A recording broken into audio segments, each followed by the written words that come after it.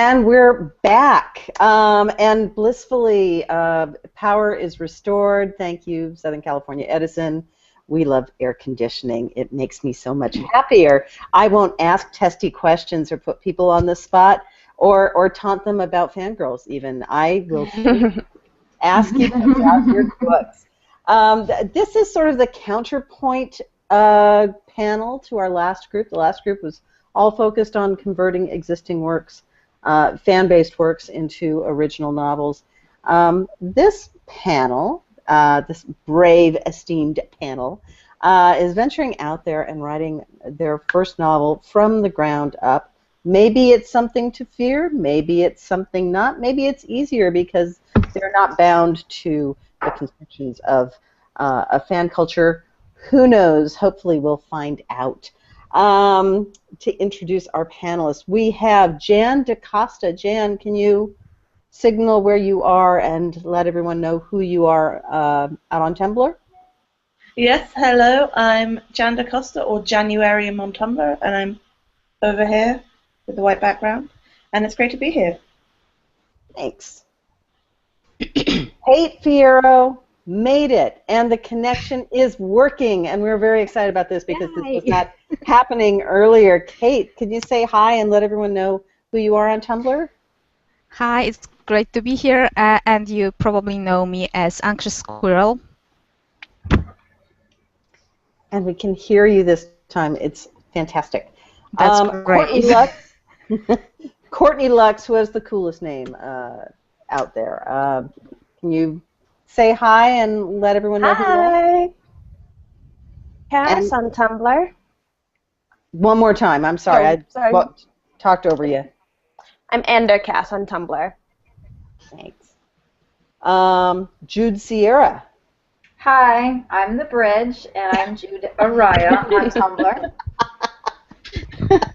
That's really what I look like. It is. I matter. She's very linear. Next, we have Mina Sloan. Hello, I'm Spin My Bone Tie on Tumblr, and I am Purple Flowers. You stole my motif. I did not steal. Last and certainly not least, we have Lynn Charles, who was with us a little earlier. Lynn? Hi there. I'm Don't Be Fancy, or Fancy on Tumblr. Great. And just to let you know, our authors can, if they want to be on video, they can. In some cases, if broadband, this was the case with A.J. DeWalt earlier, if the broadband's a little flaky, it's easier to go just to audio because they don't have the stress of on capacity caused by video. Or, perhaps they would simply prefer not to be on video. We totally respect that. And that's why you see flowers and bridges and really cool red hair. Like my sister. My sister is a ginger. She looks like that. I'm not actually a natural ginger, sadly. Well, it's good. It's a good dye job, so just go with it. Thank you. Good color. And you know what, Kate, let's stick with you because we had a hard time with the connection earlier, and we were just starting to talk about your book and announce it. I was wondering if maybe you can, let's just start over. Can you tell us your title and a little bit about the story? Okay. The title of my book, at least that's the working title, it's Love Starved. And it's a story of a man called Micah. He's a data security specialist. He's in his late 20s. And he's very successful in his professional field, but quite disenchanted with his romantic life after a bad breakup.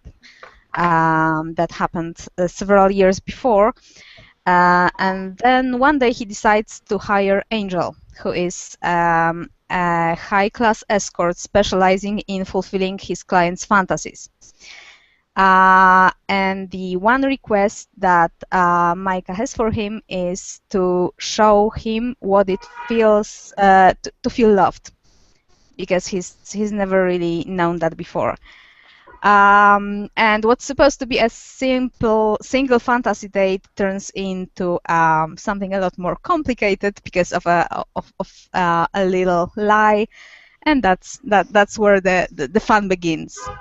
So that's basically the story, and I would say that it's a story about hope. And about finding hope in the most unlikely places, and about self-worth, and how what you're worth doesn't depend on your past and what you've done, what you've been through. So that's my story in the nutshell. Well, Kate, I want to stick with you for a second. We're going to follow up with everyone along these lines, since your title's been announced, so we can speak in a little more detail about it. I'm curious, and I think the number one question we get about original titles is, where'd you get the idea? I mean, is this different than developing a work of fan fiction? And if so, how much? Well, the original idea actually came from a prompt that I once read on one of the Glee memes. I don't remember which one it was.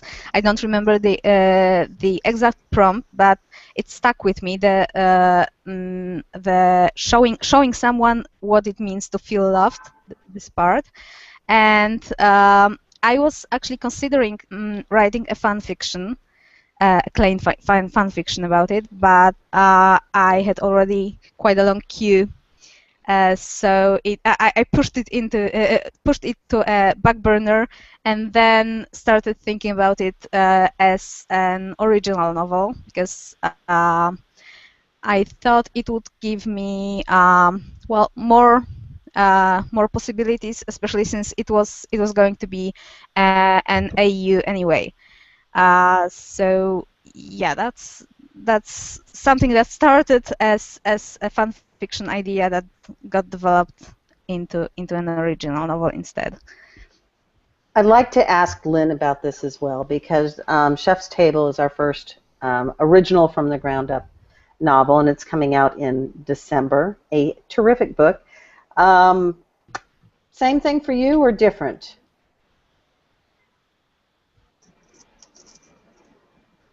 Oh, Lynn, I'm sorry, but your microphone's muted right now. Whoops, sorry, I forgot I muted it. My apologies. You had done a little bit of development on this idea. I had, within fanfic realm. So I did have to change some of it and pull that out. But it's a story I wanted to tell. I had said in a panel earlier that I've always been intrigued with the culinary world. I'm a home cook. I'm average at best, I'm sure. My husband hopefully would say differently, but but I've always been intrigued with the culinary world, but I didn't know much about it, and I thought of the expression of write what you know is not as good as writing what you want to know. So I started investigating, and I read memoirs, chef memoirs, like it's my job sometimes. So just getting into that head game, and so I was able to take it from there and plant these characters in it, and not writing it as fanfic gave me some parameters that I might have been a little cautious about. They're a little tougher. They've had a little rougher backgrounds than what we see in our resource material. So yeah, it kind of freed up things that I normally may not have been able to do. Just hit the word that I was going to use, because I heard you say that. I thought is that freeing? Are there constraints on you when you're working in fan fiction? I know I think there are. As much as I enjoy doing it, I think there are certain limitations. And did you find that sort of that it freed you from that? Yeah, it did. I hate that I do this when I write fanfic, but I do feel like I have this little anon sitting on my shoulder, ready to send me something. So and so would never do that. That's out of character. And how many of us? It's an annoying little beast. Anything? Show of hands. How many of us have gotten that note? Me. I have, Yep. if not directly from other people who, well, she didn't read it because she didn't like the way you characterized this person. I thought, well, so My one teacher was way too grumpy. He would never be yeah, grumpy.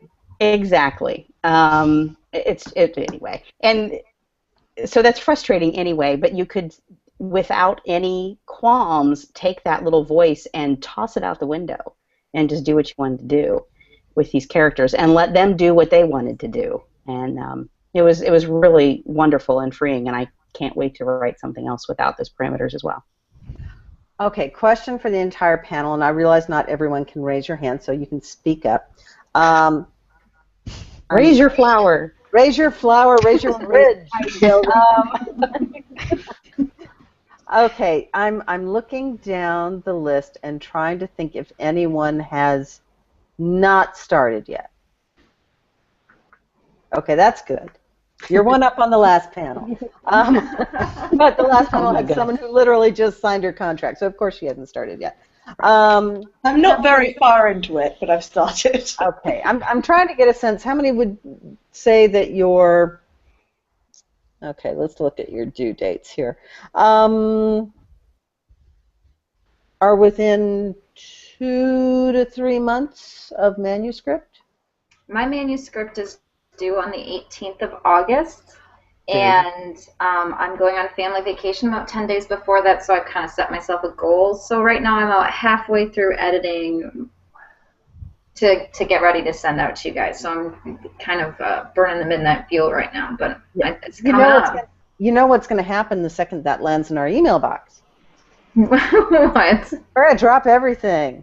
Because even though we can't say precisely what it is, it's something that we think a lot of people will be pretty excited about, because it's new, but it has some links to some things that aren't new.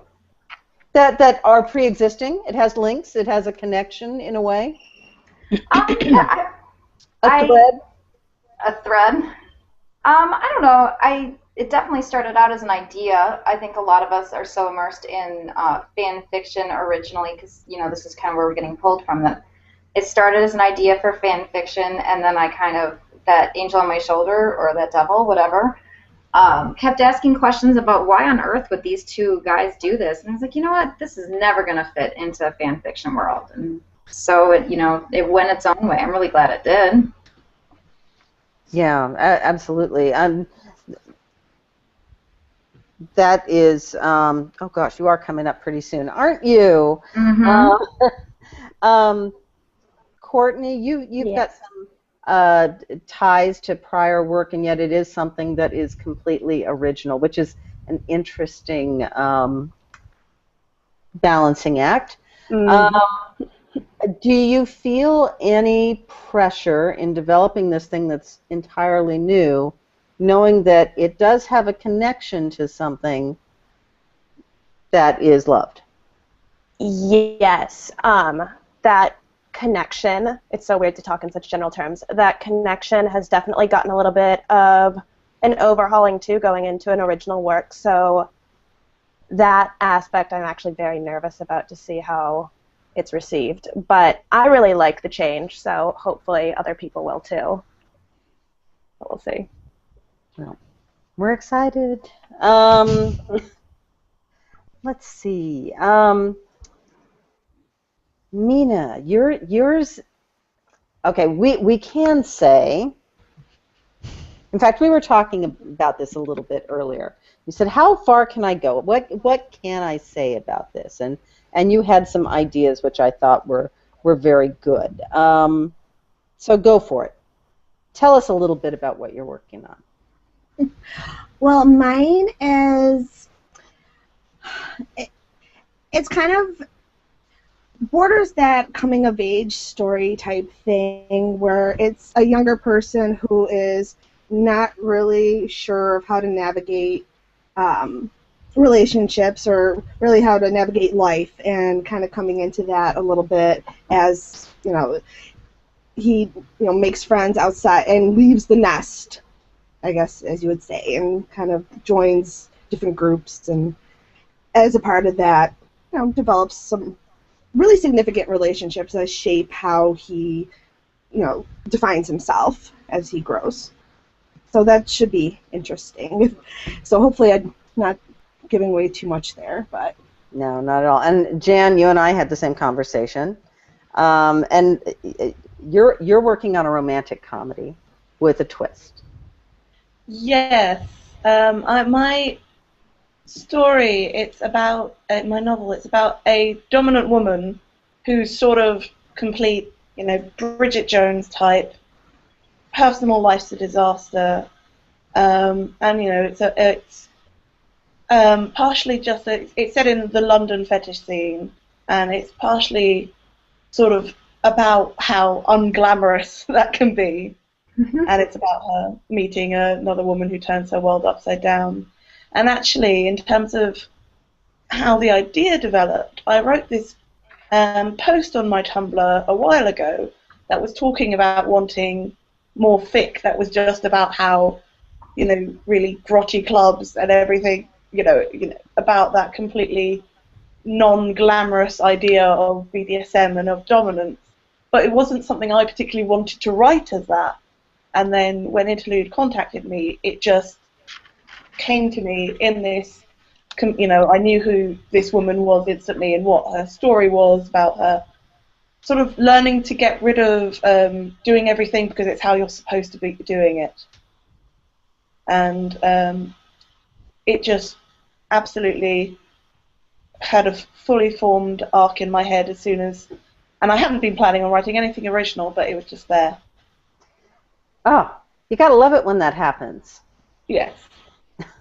And a rom-com set in the fetish scene, I am intrigued. Yeah. So definitely going for that. Richard Curtis, Bridget Jones, Four Weddings and a Funeral, British rom-com thing with a sort of a kinky twist. Interesting. Needless to say, we're planning that one for the Consent imprint. More than likely, I think that's probably a safe bet. The imprint we just announced earlier today. We do have a couple of questions that have come in, and this is a pretty interesting one. Let's throw it out to the entire panel. This is from Kat, who asks, how much of your own life experiences influence the development of your characters and their world? I can speak to that in terms of settings. I can't say anything specific, I guess, but I'm definitely working in settings that I know well and I've been immersed in, and it's been really fun actually to get to work with environments I know and spaces that I've been in, so that you just feel like it's it just breathes more life into it, I feel, than if you're kind of trying to pull an environment you don't necessarily know as well, or at least that's been my experience. For me as well, I do have familiarity with the sort of London fetish scene I'm working in, although I've said now if I go to anything I feel a bit like I'm Louis Theroux. It's my community as well, but I'm always thinking now about how it connects with the novel, and it's definitely helpful to be familiar with that. For me, this is probably the first thing I've ever written where I wasn't somewhat familiar with the setting other than an interest in it. So there was research like mad crazy for this book. And fortunately, I had someone step forward and offer to help do some consulting with me, a chef from New York City, and then a local guy here who's from Brooklyn, and he's a pastry chef in New York, and he also has offered to help. So for me, the settings were completely foreign territory. My familiarity came largely from my characters. I had been asked this in an earlier panel too, but a lot of my characters, there's bits and pieces from people that I know. And one character in particular, I said if I could have digitally just plopped him on my paper, I would have done that. I really took a lot of his real life quirks and peculiarities and plopped him into this character. So, in fact, truth be told, his name is exactly the same. I didn't even change his name because he has a very common name. So for settings, for me, I was, oh my God, swinging in the unknown, and it was frightening because I really, really, really wanted to be accurate. But the people is where I strapped people on and brought them with me that I knew, and that's where my comfort came from. And you know, that's a great segue because I did want to ask about characterization. It's one of the top questions that we get. And do you think now that you all have experience in fan fiction and now you have experience in writing something that's outside of that, that's wholly from in here or wherever you're drawing from, but it's yours from the ground up. Is it easier, harder, or does it not matter at all drawing characters for original novels? I'm going to hop in really quickly because I wrote original fiction for a while before I wrote fan fiction. And I feel like one of the reasons I loved starting fan fiction is because it was an exercise in character building that was completely different. So I got to hone other writing skills. As opposed to creating characters from the ground up. So when I tried to go back to writing original fiction, it was a little bit like I had completely let that character building muscle, you know, wane or, you know, fall apart. So it was an interesting exercise, but I feel like it's challenging either way. I've experienced it both ways, and it's challenging because I'm not a planner, so I kind of have to experience the characters as they come to me in the process of writing. So I've always been one of those people who had characters but rarely had an actual plot or premise for it. But in this case, I mean, I haven't, as I said, I haven't gotten very far, but I've sort of, in that, for me, it worked best to start sort of, because working out where they're going at that point will allow me to be able to go back and then get them there, because I haven't been working on that development yet. And actually that's working quite well for me, and I think it will be all right when I do go back to the beginning. But I haven't actually done the part where I'm introducing the characters yet. Doing the original characters is my favorite part of writing. It's the part I always insert into fan fiction too, that people either love or hate. But it's fun to finally have a whole cast that's all people out of your own head. Do you think in writing fan fiction it just sort of removes that part from the process, so you don't have to develop it quite so much, or is that overstating it? Because in an AU, for example, you may have a setting that is so dramatically different that you can't help but develop all new characters. That, like, in terms of writing fan fiction or in terms of writing fan fiction? I guess it kind of depends. I've always liked putting the new characters in there because I wrote original stuff kind of on my own before I did fan fiction. So fan fiction was kind of this like fun kind of, you know, those coloring book pages where it's like a guy with like an empty plate and it's like, draw what he's eating. Or it's like the lines are there, but you can like get creative with it. So like the back of the matchbooks, draw the song. No, so like I like the part where it's like it's the pre-established, but you can kind of throw someone entirely new in there. Mm-hmm. I don't know. That's just always kind of been my process around it. I don't know if anyone else feels differently, if they've included original characters in fan fiction, if it's easier or harder than working in a totally new universe. I think in my case, I've been writing AUs so often that very often the characters that we know were very different in my fanfiction stories, and I had a lot of fun creating side characters. So creating my own characters from scratch was kind of just development of that process, and it was very different, and it was a little bit problematic for me because I started planning from feelings and vague scenes. So I started writing with just feelings, mostly just feelings about my characters without very concrete details, and then I had to go back and add those details as they were revealed. So That is was where I'm different. at right now. This leads into a question we've got pending from Raya, who asks, do you like to do a lot of research for your books, or do you like to take artistic license? I think I know what Research, Lynn's all the way. answer is. Yeah.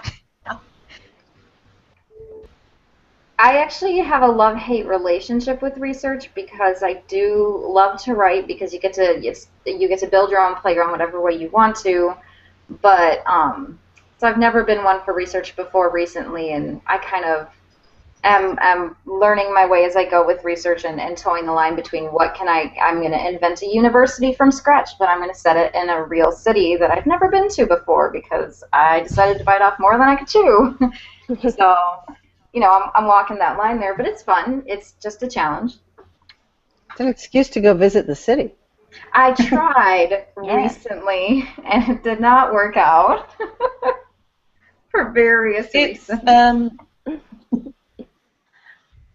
It's something you can always try to do, at least. Make it a goal, and make it a tax deduction, perhaps even. I'll sell it to my husband that way. It's a tax deduction, darling. Yes, I intend to sell this book. Another question we've seen for original writers, if I can throw this one out there to you, is now that you've written a novel, a wholly original novel, will you continue writing fan fiction? Yes, absolutely. I'd like to. Yes. That sounds like yes across the board. And just going back to the previous question, in terms of research, that can... Uh-oh. Jan, don't leave us. Huh? Hello? In developing that... Yes, there you are. Hello? Yes, we need to start that thought over again. Yes. Like my protagonist is a software developer, and that, I had the idea that she had a close friend at work, but then in sort of researching that and talking to software developers I know, but one of the main things is most of the female software developers in this country are Asian, from the Asian subcontinent, and that helped me develop her best friend who is Muslim and her parents from Bangladesh, and just that sort of information helped me form a character and get more ideas about her than I would have otherwise. She took her in a very different direction than if I just hadn't, looked into what the landscape is like in that industry. Interesting. Okay, so research, we're getting a thumbs up on the research here. I think there's a balance with it too, though. With research, I've read some stories, and I know I have a tendency to do it myself. That you can overdo it, and you end up getting textbooky with what you're doing, or there's so much backstory and so much detail that you're losing your plot and your characters. We chatted about that a little bit earlier too, particularly with R2, because obviously I'm a winemaker and I've got a vineyard and I deal with this stuff, and I have to look it up anyway, but you want it to be accurate. You want it to be right. I want it to be right, yeah, and besides I need to know most of the stuff to begin with.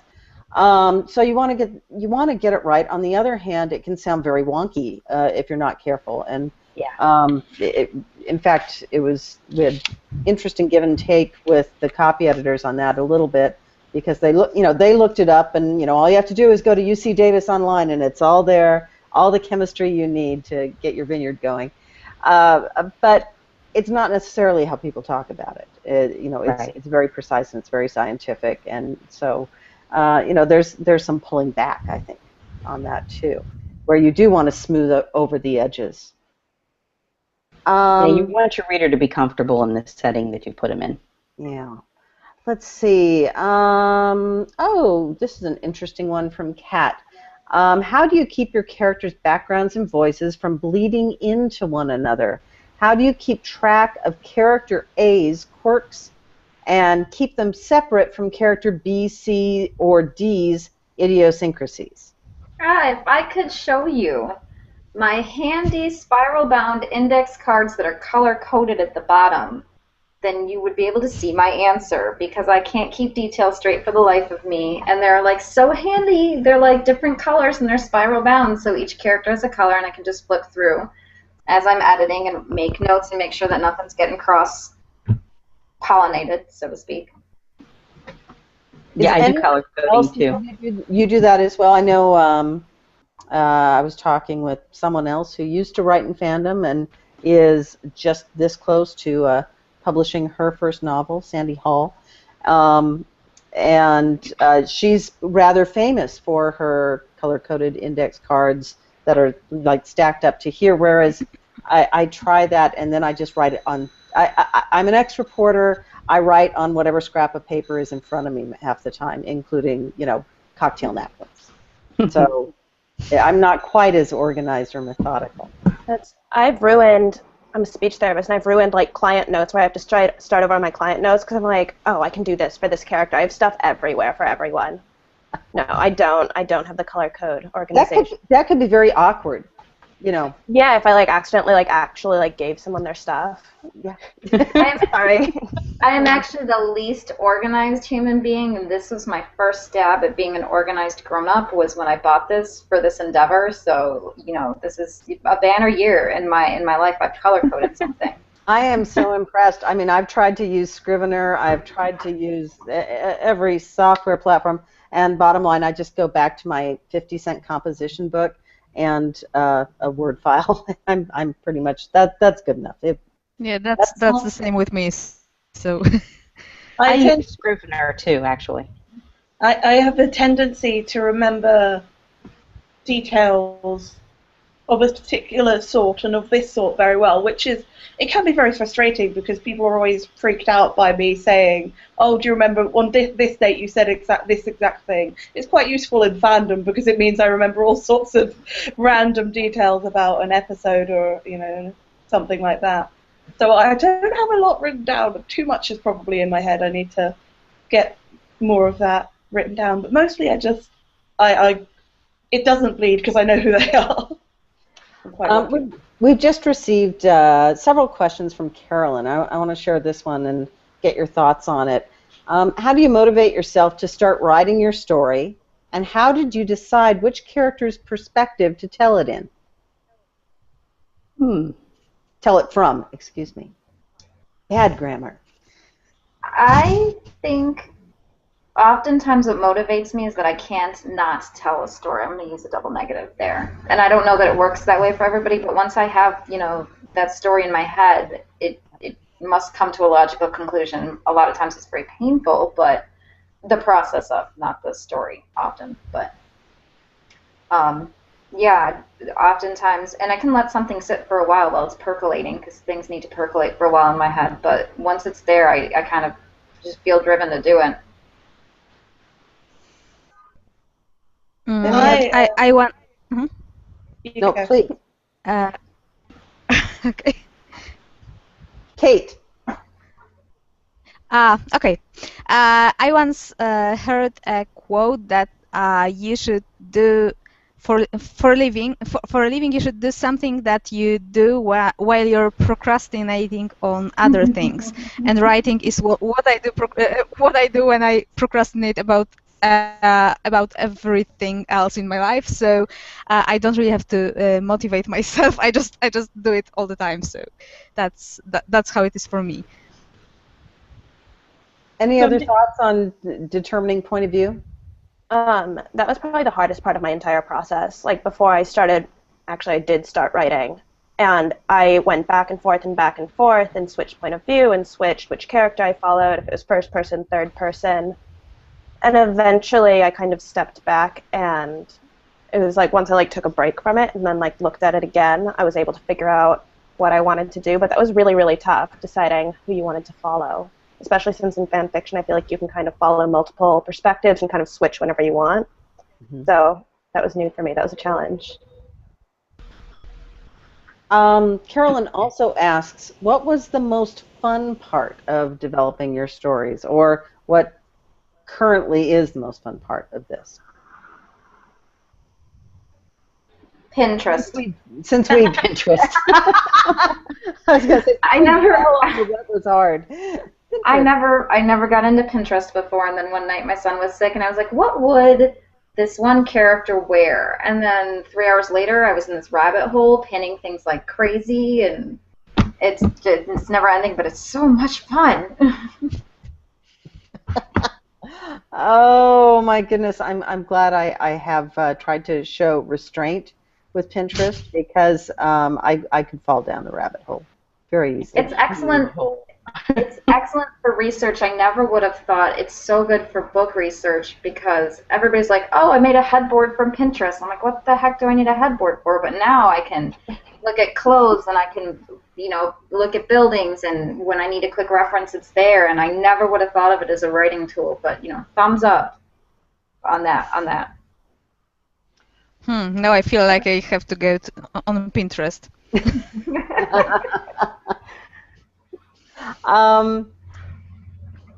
Question for everybody. Have you always planned on writing a novel, or is this something that just sort of fell into your lap, or a happy coincidence?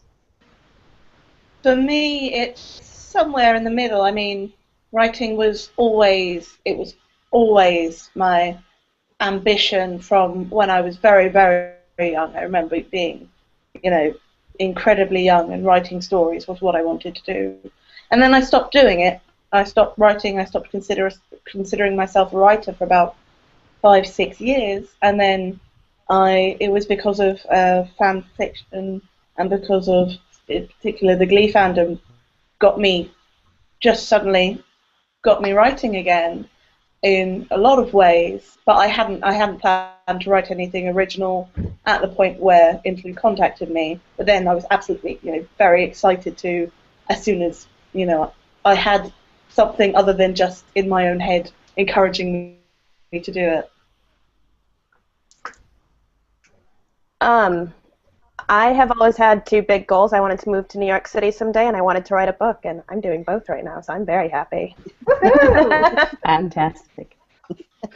That's what we like to hear. Anyone else on that? I need to hear the question again. My connection went kaplooey. Oh, man, you're going to ask me to rephrase this? From the answers, I'm assuming something to do with how long have you wanted to write, or has it always been an ambition or something? Always an ambition to write a book. For me, no. I'm probably the oldest person in Interlude Press, and I still don't know what I want to do when I grow up. So, but writing has always tickled at the corners of it, even when I didn't know how, didn't know that I could. It's always been something that just seemed interesting to me, and then when I started doing it and found out that, hey, I wasn't too bad at it either, it's remained that, and so this opportunity has been fantastic just to play with it in a much more serious fashion and see if it's something I want to continue doing. Lynn, as someone who is literally, we're finishing your arc. I am expecting to see a copy of it very soon in order to meet some of my own deadlines. You're really far along in this process. Any advice to those on the panel here and those who couldn't make the panel today? We've got a couple who really wanted to and couldn't. Water Nixie and of course Doodle Brew, who I just got a note from Mr. Brew saying everyone's doing a wonderful job. Any advice to those folks? They're looking at titles that starts in springtime and move forward all the way through the year. Keep going. There's going to be moments where I had a few moments where I thought, I'm calling Annie and I'm pulling out. I cannot do this. And I would have hated myself had I done that. So if you get discouraged, find someone who can kick you in the ass and push you along and make you keep going. Because there will be frustrations either with your own plot or with editing, although my editing process was brilliantly smooth. I loved it. In fact, that was probably one of my favorite parts of it, which I never would have expected. But just keep going and know that you're going to, at the end of this, you're going to have a book and not many people can say that, and it's worth everything to just keep going. This is an interesting question we just got from Jessica, who says, I've read and loved fic from each of you, and I'm incredibly excited for your original work. Other than being published, is there something you're excited to be getting out of this? Pride, achievement, showing those who said you couldn't that you could, anything along those lines? I definitely am getting, a big sense of pride about it, and just feeling so glad that I'm able to do it, and that I'm doing something, because I had a very hard time in my personal life a year and a half ago or so, and that I've gotten to the point where I'm doing this and I'm being creative and this original way. Just personally, I get a lot of satisfaction from that, aside from all of the rest of it. I would say that for me, being a writer is the only thing that I've ever felt is constant about how I identified myself, and one of the only things that I felt like the world will laugh. Like, everybody wants to be a writer. I think everybody could be a writer, but when you tell somebody I'm a writer, unless you have something concrete there, it's just, a pie in the sky kind of dream. And I've always thought of myself as a writer, and now I kind of have that ah-ha-ha feeling of, look, I have a book, I am a writer, to all of you who doubted me. Yeah. I would say that for me, it's this wonderful feeling of finally, pieces falling in place, because I've always worked around writing. I was a translator. I'm still a translator. I was an editor, a proofreader, and I've done a lot of writing that was, it wasn't creative writing, but it was writing nonetheless. And once I realized, once I started writing fan fiction and realized this is what I want to do, I want to write stories, it was like everything falling into place and finally finding my, my path. So that's a wonderful feeling for me. By the way, Lynn, you've been corrected by our friend Brewer. It's up there in the box. I don't know about what. I don't know if you've got questions open. Killian No, B. Brewer, who we just mentioned, he is working on a really interesting sounding young adult title for next year. It says second oldest, Lynn. Really? I thought he was younger than me. We'll have to discuss that offline. I know. I really think I'm older than him. I don't know what y'all are talking about. This edifice, this beautiful bridge, is obviously the oldest structure here. Excellent point. Good win. Niagara Falls has been around for a while. This is a bridge by Niagara Falls. I didn't just make that up. We're starting to get to the point where we're going to look at wrapping up, but I've been doing rapid fire rounds with our panels today. A couple of you have been through these. And I've got a particular one for all of you. These are short questions with short answers. Unless I say I want more, I'm going to exercise some control here. So for the question today is for each of you, and we'll start at Courtney and just run down the lane here. Beginning, middle, or end?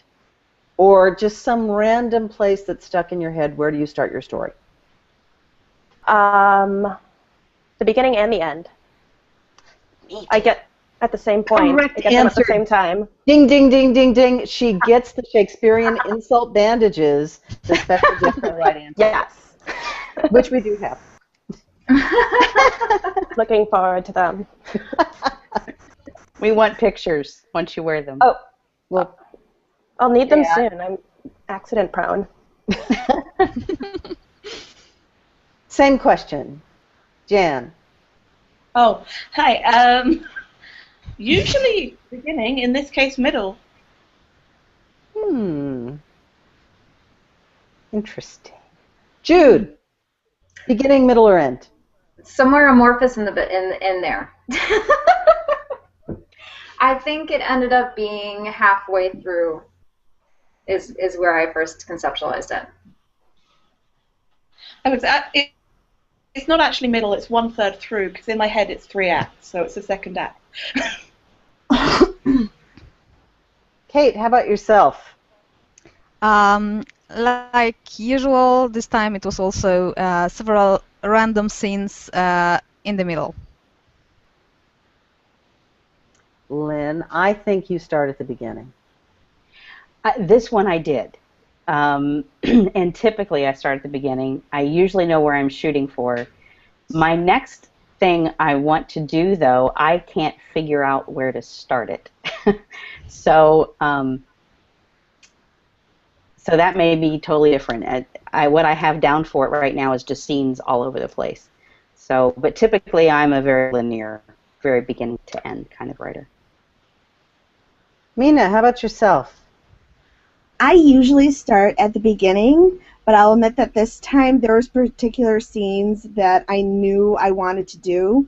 So I kind of started all willy-nilly, and there was one scene that's near the end, and then there's another one that's at the very beginning, and then a couple in the middle. So I just got to glue it all together now. Well, you know what they say, if we start at the very beginning, it's a very nice place to start. At least if you're Maria von Trapp. And we all are. Okay, next, rapid fire question. I'm going to go to my go-to question, which means a couple of you are going to have to come up with a new one. Tell me something about you that we're not likely to know. Who do you want to start? Let's start on the other end. Mina. Oh, when I was, I think, 13 or 14, I decided that I wanted to scuba dive, and I became a licensed scuba diver.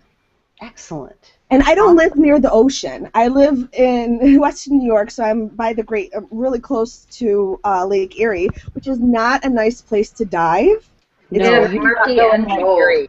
It's very murky. It's very, like, I think I may have seen a 3-eyed fish. I don't know. But I decided I wanted to scuba dive. Not Fiji. No. I wish. But no. That's funny. Lynn.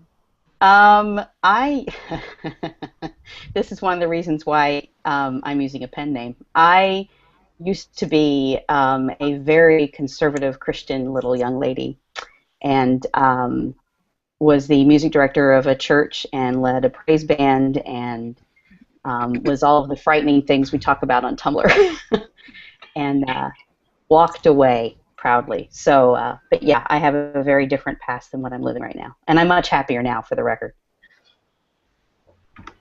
Well done. I was just running an errand. Kate.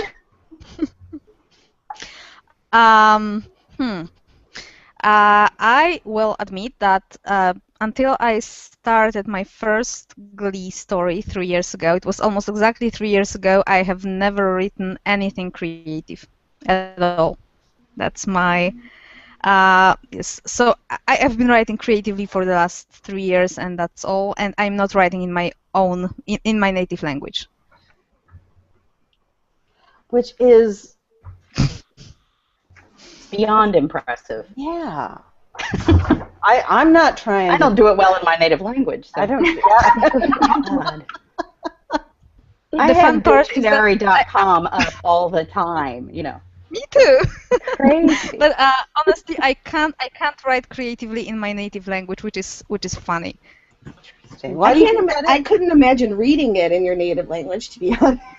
Yeah. And I speak it. I never tried, and I won't try. No. I want to hear more about this someday. Jude. I thought I was going to tell you guys about my love of traffic circles, but that's not that interesting.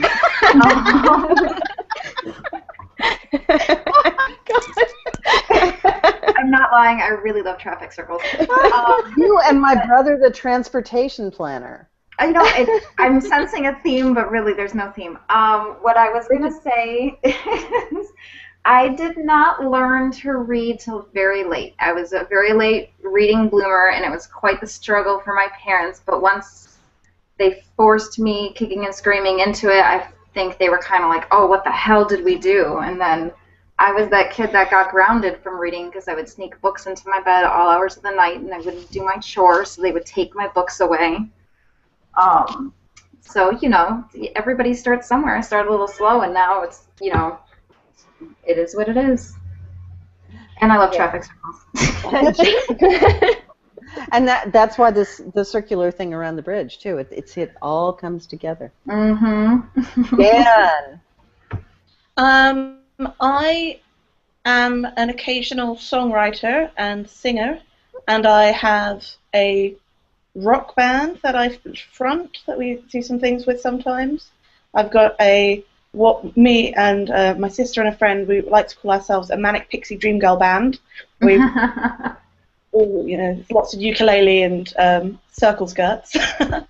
And I also used to sing with a choir, which were guests of honor at a convention in Canada. So I got a free trip to Toronto a few years ago to go and sing with there. Outstanding. Courtney? I've been debating between two. I'll go with the Tamer one because I've heard it come up a few times today. I've never seen a Star Wars movie. Never have I ever. I haven't either. No, that's like not a very exciting one. I just. Candy, we gotta fix this. This is wrong. Yeah, this is wrong. We can work on it. We can work on it. We can have.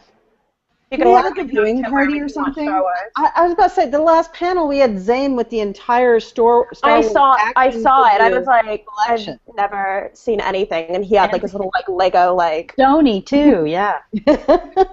Wow. Shocking. A shocking lack of Star Wars. I know. God, I thought that was going to get less of a reaction. I was going to say, but... I'm curious about the other one now. Should anyone wonder, we do indeed have Shakespearean insult bandages. Amazing. Among our many prizes for our lucky winners who get their questions on the air.